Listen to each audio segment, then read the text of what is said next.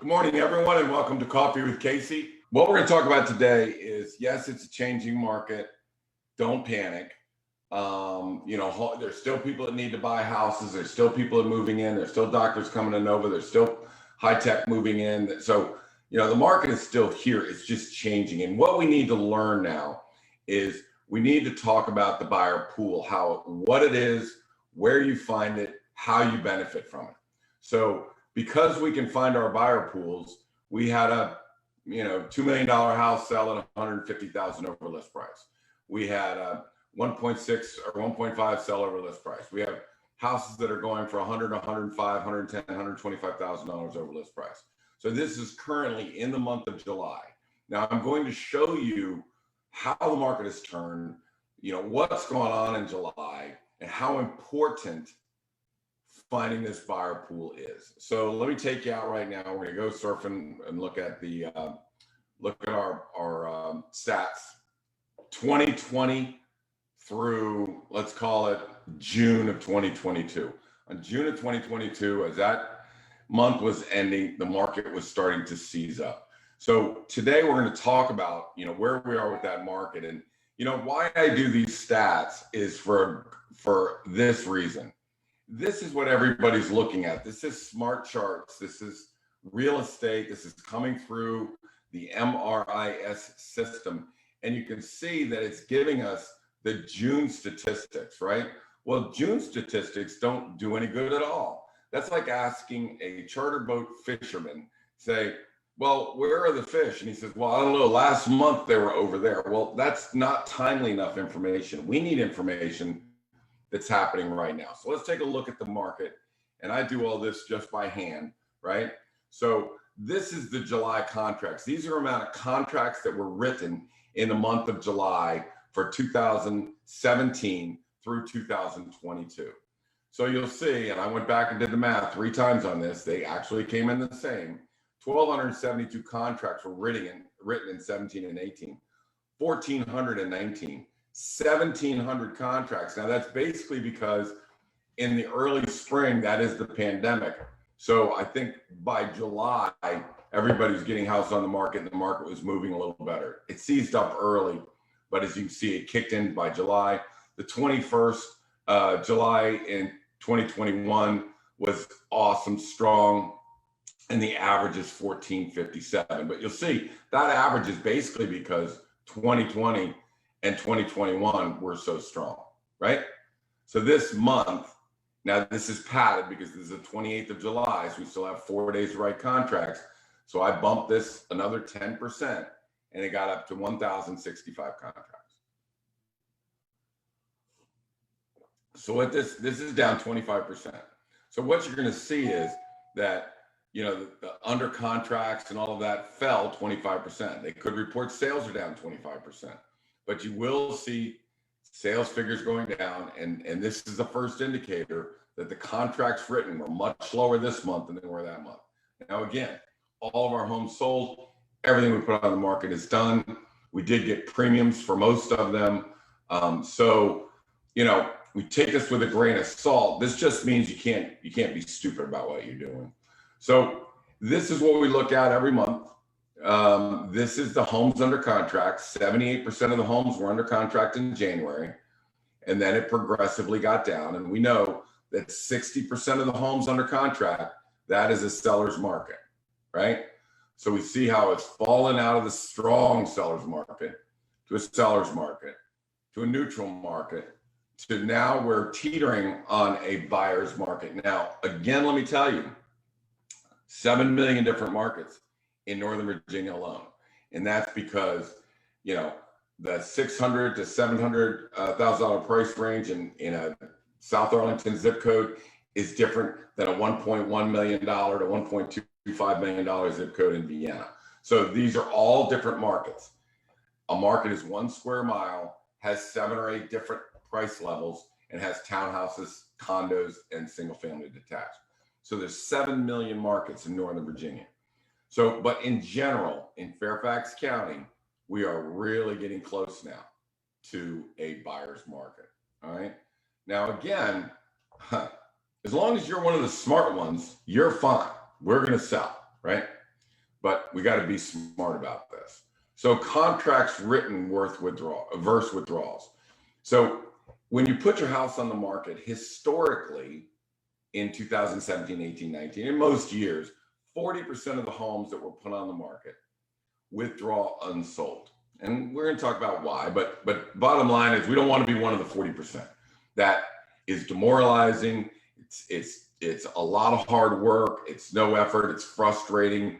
The market has rejected your house, and it really didn't reject your house. It was just presented wrong and priced incorrectly. So let's look at the contracts worth withdrawals. So we know that back in March, 78% of the homes were under contract. Today, 37% went under contract. Of the homes, of the listings that were put on in July, only 37% of them went under contract, right? So we know that in that March, that 72% were sold within the first 10 days. That means once it went in, boom, it went off fast. So if you look at here, we're down to 29%. So a little over 1/3, a little under 1/3. But these are pretty close numbers. And let me tell you why that they're important is because I keep emphasizing that if a house is going to sell, you really want to capitalize on that first 10 days. That's when you're going to get the highest money, the best terms, yada, yada, yada. So when we prepare a house, we want to be one of these. We don't always hit it, but we hit it most of the time, right? So now we look at back then in March, the only 2% of the homes withdrew, which means pretty much anybody could sell a house back then.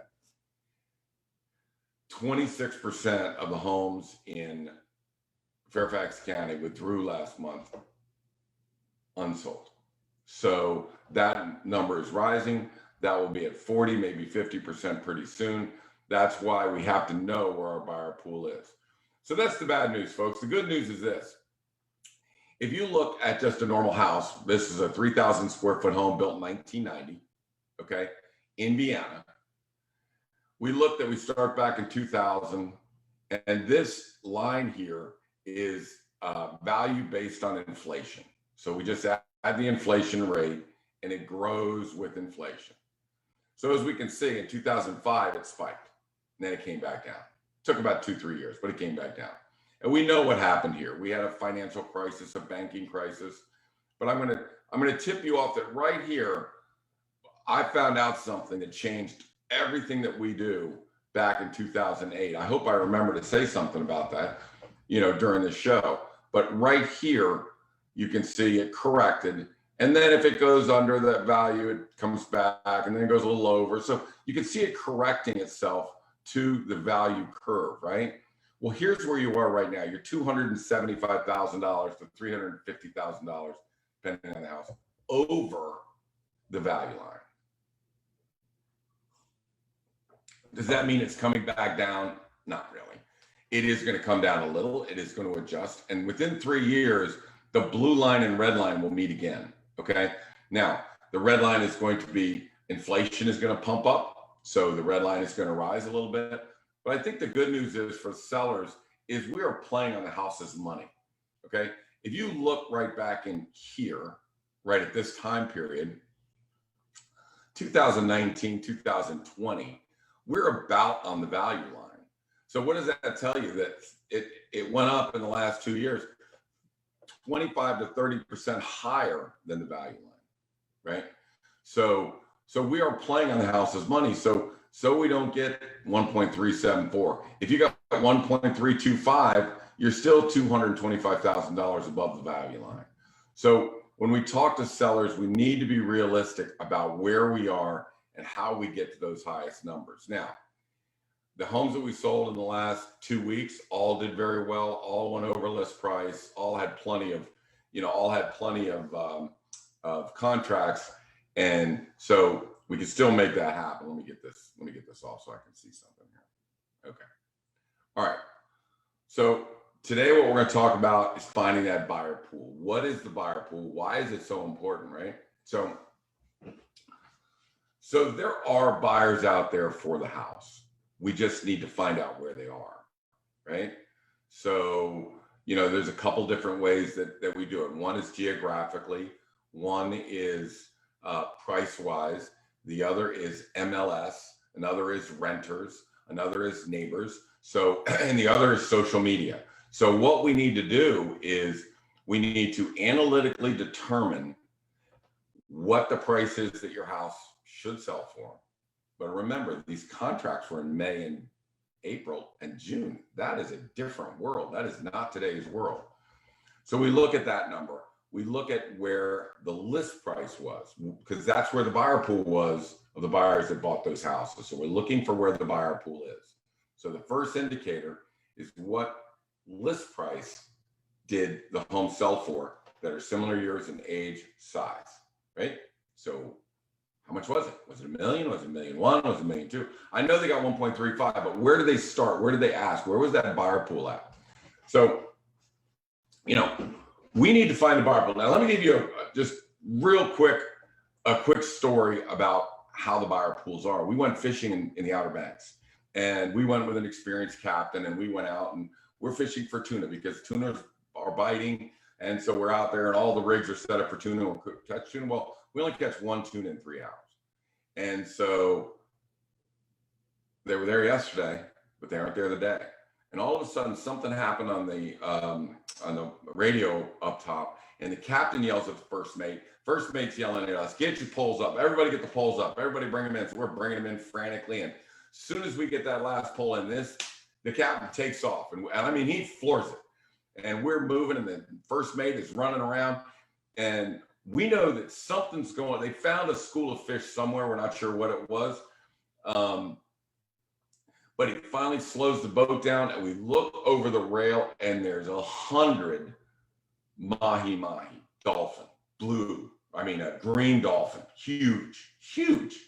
So we found the buyer pool. We found the pool of fish. And then it's just a function of get that pole in the water, get them and bite them. And then we have different levels, right? Up on top where at 10 feet were the 7, 8, 9, 10 pounders. Down below were the 20 and 30 pounders. So he's putting weights on. He's trying to get it down below this 6, 7, and 8 pounders. And he's trying to get the big fish, right? We're trying to get the 20 or 30s, and we're successful. We had maybe 4 or 5 fish over 25 pounds. They were huge. It was like pulling a Volkswagen off the bottom of the water. That describes what happened in 2022. That is a clear description of what happened. The captain found the pool of fish, or what we call the buyer pool, right? The first mate, who was skilled at getting these poles in and those poles out and the right bait and getting them down, getting the fish on the boat, they're responsible. That's the person sitting next to me at all my listing appointments. Those are the people that know how to secure the contracts, get the contract up on the boat, shoot for the big contracts. We're shooting for the big fish, not the little ones. So, and that's why, sometime, and this is an absolute parallel to the real estate market, right? We don't know where the buyer pool is. We have to go find it. Remember, there's 7,000 different markets, or 7 million different markets, and every house is unique. They have functionality issues and problems, or they have upgrades they put in. So we need to find out that buyer pool. That's my job. My job is the captain of the ship. I should start going to listing appointments with the captain's outfit on, but I guess I can't do that. But that's kind of the same thing that's happening here. I'm trying to find a buyer pool, and then we've got the right bait. We've prepared the house correctly. The house is at the right depth, the right price, and the right geographical area, and boom, everybody starts hitting.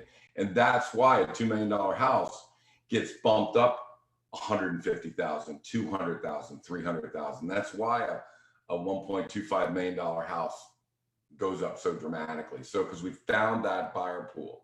So the buyer pool is, where are the buyers? What level are they? Where's the price range? Geographically, where are they? Are they in McLean? Are they in Arlington? Do we have to go to Alexandria to find them? So picture this, right? This is why most people fail. This is why 40% of the homes withdraw unsold. Because they're only throwing one bobber in the water. And the one bobber is they're going to fish in the MLS, right? They're only going to fish in one place, the MLS. Now, the visual is The fish aren't biting it. They're there, but they're not biting it because the bait is out of the water. The bait is too high. The price is too high. They don't see it. The fish don't see it because you're sitting on a dock and you've got your fishing pole out there, but the bait's this far out of the water. They cannot see it. So the problem is that people are fishing and their bait's not in the water, or they have the improper bait, right? So today's bait is, we interview all of our clients. We know who they all are. We know what they're looking for. The bait is a transitional house, right? You don't fish for the reason he pulled all the bait from the tuna off and put on the bait for the mahi-mahi. It's because they eat different food, right? So what people are biting right now, what they want, what they're looking for is a transitional house.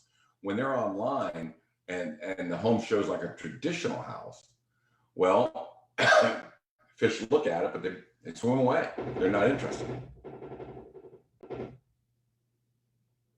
House is just shaking. So, they're looking at pictures and they're just saying, nope, nope, nope, nope, nope. And they pass on the house, right? So it's got to have the proper bait, right?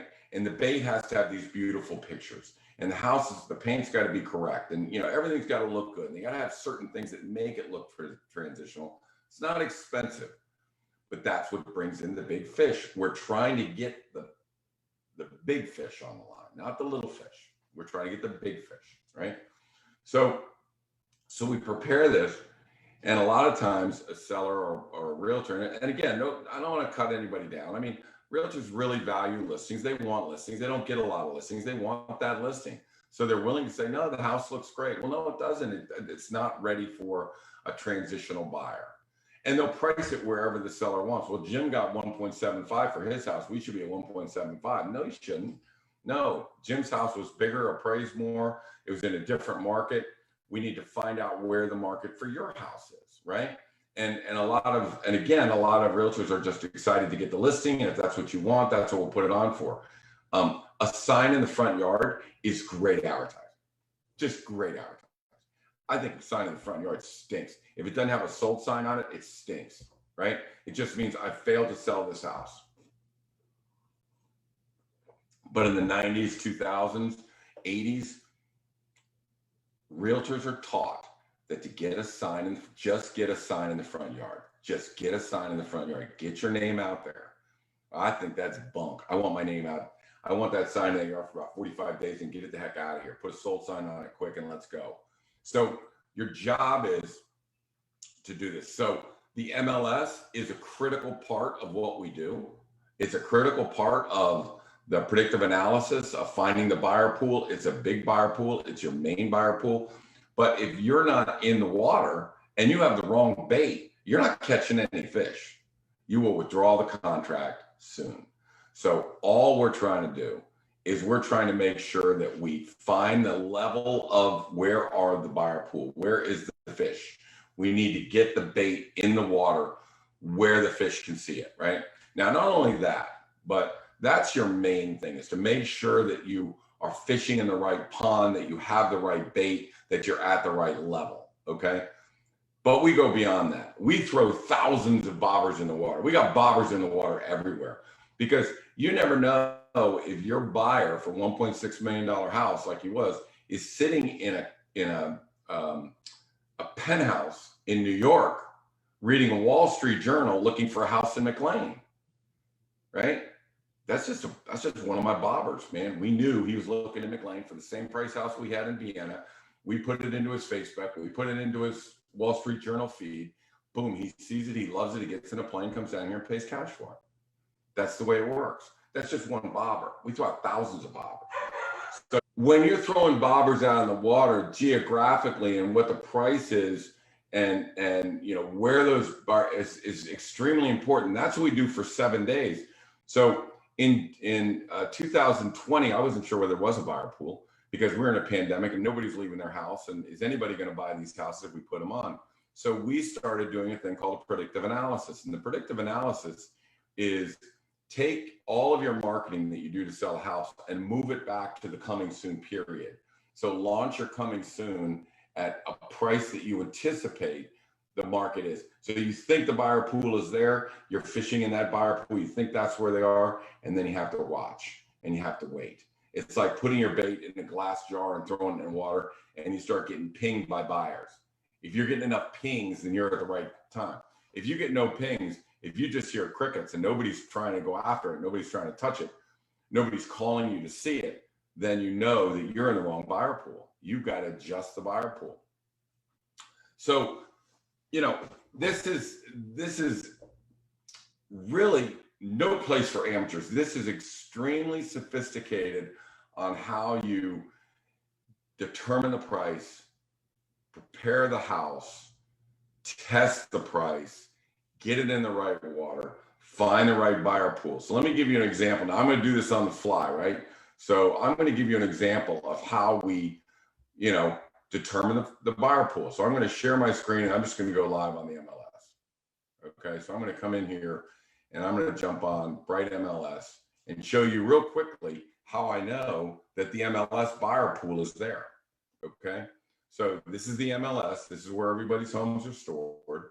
And this right here is called a hit count. All right, there's a hit count. So these are the listings we have, right? So I'm looking at the buyer pools here, and we put on Prince Edward, this house, and it only has 106 people in the buyer pool. So this tells me how many people have stored searches in the MLS for this house, right? This tells me how many people opened the email that we sent to them. So James River has 314 people in their buyer pool and 5 favorites. Normally, this is going to get this home sold, right? So Sarah Jones, this had 7, 212, big house, but everybody's calling us, everybody's pinging us, everybody wants to get in early so we can hear the ping, ping, ping, ping, ping. This one, we had to drop this price. There was nobody in the buyer pool. We dropped it to 1.399, got 295 people in that buyer pool. 13 people favored it. We contacted all the realtors and said, you got people that favor this house, and boom, they get a contract that far exceeds what they were hoping for. I mean, again, $150,000 over list price, which is, you know, if you hit the right buyer pool. So 1.45 was not the buyer pool we were looking for. So we had to go down below that. We had to go to a buyer pool of 1.399, then start fishing. Bigger buyer pool, bigger people favoring it, more realtors excited, more showings, then everybody shows up and away we go. The other way we know whether we have people coming is if we come into, this is called showing time, right? So this is where you would have your showings for the weekend on the listings. So we just sort right here, and you can see that Winter Rent has got people. Winter Rent hasn't even activated yet, and it's already got 5 people getting ready to want to see it. Now, as soon as it activates, we know historically that this number will at least double. So we should have 10 to 15 people coming in to see Winter Rent.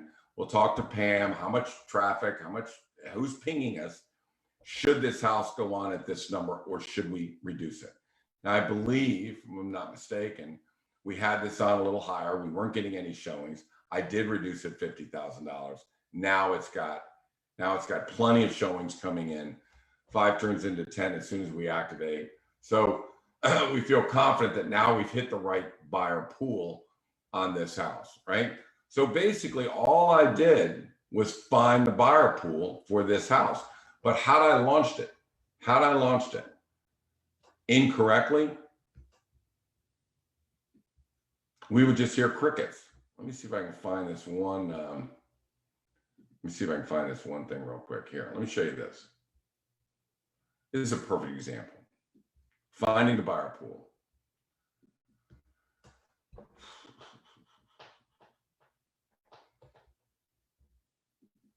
Okay, so these are 3 houses I ran as comps for a house. So these 2 houses were our competitors. This is us right here. This was one of my listings, okay? So you can see that they were $1.245 million. Their assessments were over 1.2 million. Our assessment was about 1.1. So they were bigger than we were 4,300 square feet above grade. We're only 2,700. So this is the list price. Now I tried to get 1.3. That's what we tested. It did not test well. So we dropped it to 1.25. So now let's look at the results here. So remember, these two houses are bigger and assessed for more than we are. They both went off at 1.35 and sold for $1.3 million. Our house, we were going to try 1.3, determined it was not a good number, moved 1.25, and we got 1.355. So I got $55,000 more for a smaller house that was assessed $175,000 less than the competitors. So if we want to talk about finding a buyer pool and how much it's worth, well, I can tell you it's probably worth $100,000 to that client right there. Okay. So I hope that kind of, shows you A, what the buyer pool is, B, how important it is. I just gave you an example how by finding the proper buyer pool, we sell all these houses. So we're selling our houses at 8% more than the average. And the reason for that is we know the buyer pool. I'm the captain. They're the first mate. They're really good at it. They know how to find the big fish, right? We know how to, we like the 7, 8, 9 pounders, but we're really looking for a 30 pounder. We're looking for somebody from the West Coast or McLean. They've got all cash. They're buying big dollars.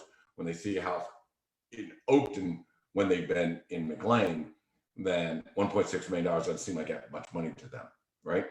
So you got to know geographically where you're fishing.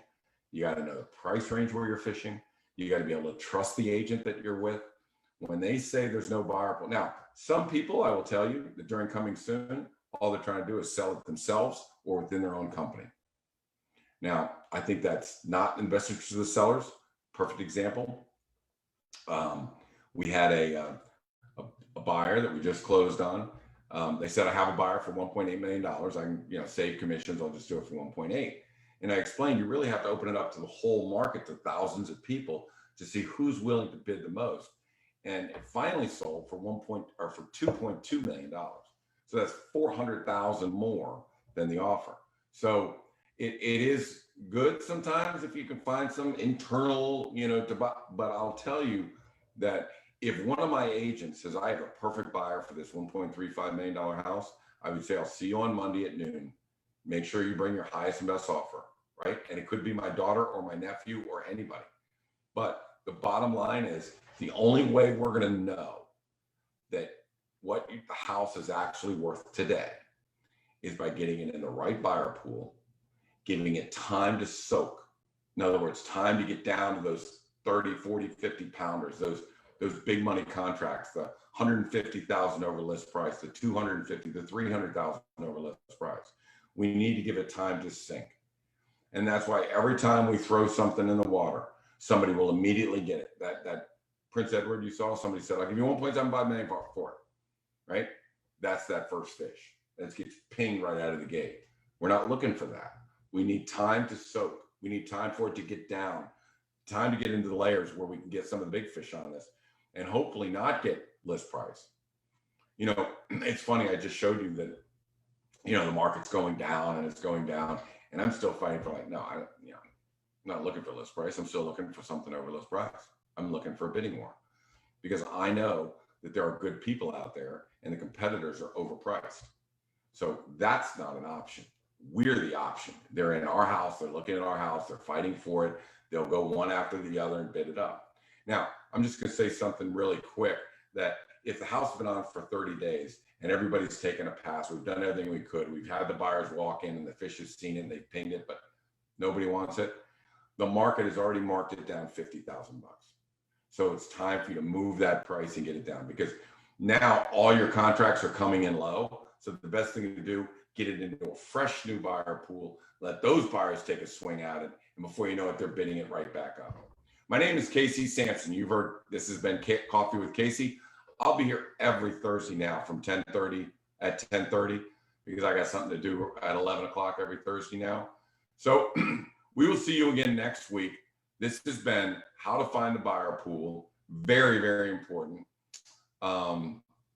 And if you want me, you can find me at 703-508-2535, or my email address is casey@caseysamson.com. We'll see everybody again next week. Thanks for listening. Appreciate it.